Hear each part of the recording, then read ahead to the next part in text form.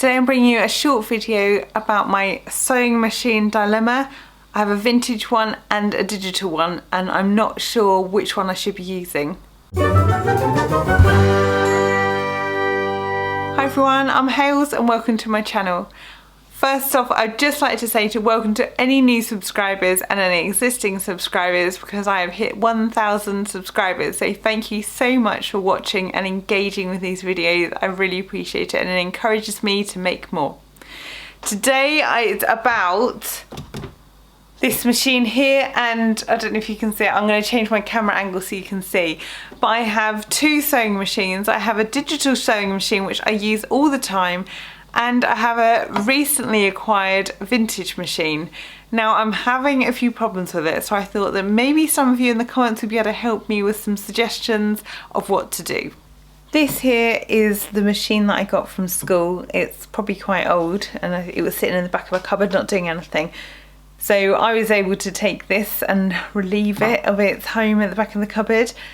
And I thought, and it's been upstairs in my house for a few months now, but I thought I'd get it downstairs because I did have a quick go on it when I first got it, and it goes through multiple layers of fabric really easily. So I thought I have a project coming up, so I need to make some more shawl trooper trousers for my husband when he does his Star Wars cosplay, and we have a thick sort of canvas type fabric that we need to sew through. I thought this would be ideal, but I have no idea how to change the tension on this machine, and I've just tried to sew some sample threads, bonus points if you can recognise the fabric. But as soon as I sew it, the bobbin, which is obviously the thread underneath, is fine, but the top, I can literally usually, oh maybe that's working now. No, I don't think so. The top is just, look, it's just pulling away, and then of course all that has unravelled. So the issue is obviously here, but I have no idea because it goes along here. So I've put it down and I followed this is all I've got, just a small illustration on the machine. Now this is the problem with vintage machines, because I had to look online to see if there was a manual for this machine, and there was some like 200-page document of how to repair or almost like build the machine, but nothing which has like the base, what all the dials and switches do, and there aren't that many dials and switches. But I've tried this one here, that doesn't do anything. I've got a stitch length, stitch width, which was actually labelled up from school. I have a locking stitch button. This one here, if you press it in, that goes in reverse, and then that does jam, so then you can't get it out of reverse. But when I'm just doing a normal stitch, for some reason it's really loose. I've redone the bobbin, and like I said, there was no problem with the bobbin. So it's this bit here. I have no idea. And that is my problem, or that is my current problem with vintage machines. They're obviously made to last, they're really sturdy, but I mean, if you buy anything like this off of like Gumtree or eBay or even like a charity shop, and there's no manual, you have no idea how it works. So this is going to be really frustrating when I'm trying to sew, because it's just going to pull out. Now the one thing I tried on it, which is probably going pear-shaped, and that is, I got the bag pattern which was mentioned in my recent vlog, by Closet Case Patterns. I mean, honestly, you can't make this, I'm not going to make this sell anyway, but you know, you can't make it to sell. It's literally just a shape with some lines on it, and then you've got the front bit here. I mean, I'm sure you could make it yourself, and then there's like a card pocket. There are no instructions, assembly instructions. These bits here, you cut them, and so your belt feeds through it. But I was gonna have a go with cork. So I got some cork fabric in my recent haul from BST Fabrics, and so I decided that I was going to make belt loops, so it would go through there, because I thought if I try and just do slits in the cork, it's just gonna, I think it's gonna rip the cork. Now this is what happened. So for some reason the machine was working, but now it's not. But I did top stitch around the lid just to give it a bit of effect. But this is what has happened. Look at that, it looks like a tortilla or something. But can you see it's bent up? So this just, I mean, that's the card pocket. So where's the other bit gone? Must be in the dining room. I have cut the bit from the front. So it has a bit which is attached there and you have a popper. Then this is obviously how it goes. But look how wavy and curvy that has gone. So that alone is not enough. So if you want to try sewing with cork, it needs some kind of stabilizer. So I'm not sure. I mean, this pattern here was designed for a leather bag. I didn't have any leather and I thought I'd just try it with the cork, but that would not be a good finish with that wavy line there. So I think it would have to be stitched to something, or whether I would double layer the cork and then stick it together. This is all a learning curve for me, and I still have some more cork, so I got 1/2 metre of it. It's just sitting on my table there.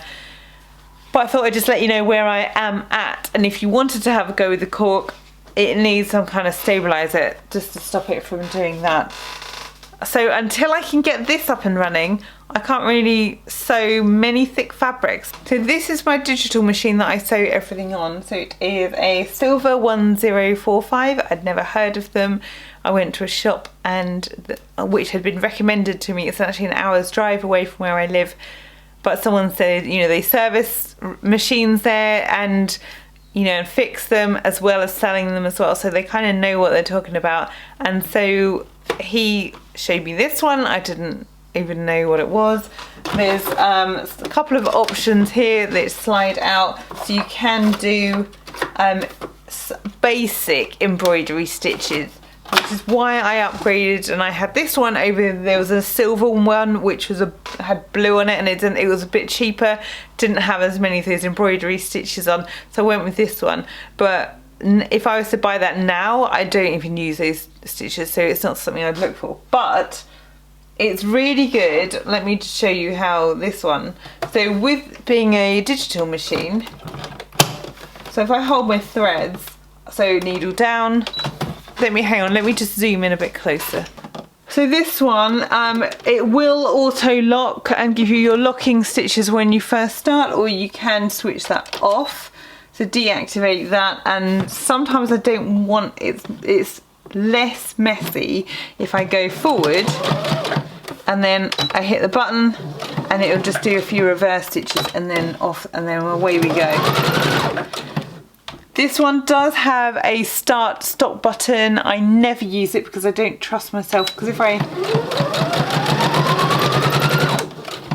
never use it because I like to vary the speed from the pedal as I go along. So it has all various stitches. I quite like the knit stitch on this one, and it has a one-stop buttonhole, and it's just really good. But it does struggle with thick fabrics, which is why I thought the vintage machine would be a good option. So do any of you use a vintage sewing machine? I thought it would be a good answer for going with a sturdy machine, reliable and just works. But now I don't even know how to change the tension on it because I don't know what's going on with it.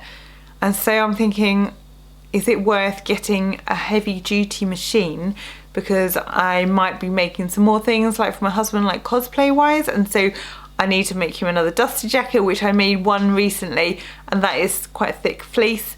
And so when I sewed it on this machine, it skipped the stitches quite a lot, so I had to go back and then redo the stitches. I slowed the speed down, but it still does really struggle, and if I have a bulky seam, it will struggle to go through it. And so, because it's a plastic machine, it's not a heavy machine. That vintage one, it weighs an absolute ton, but it doesn't struggle like this one does. But this one is very accurate. It will start, if you start it off with the needle in the down position, it will then finish with the needle down. Whereas with the other one, you've got to then make sure that you kind of stop a step, like a stitch ahead of where you want to stop, so you can then wind that down to make sure the needle's in if you're turning your fabric.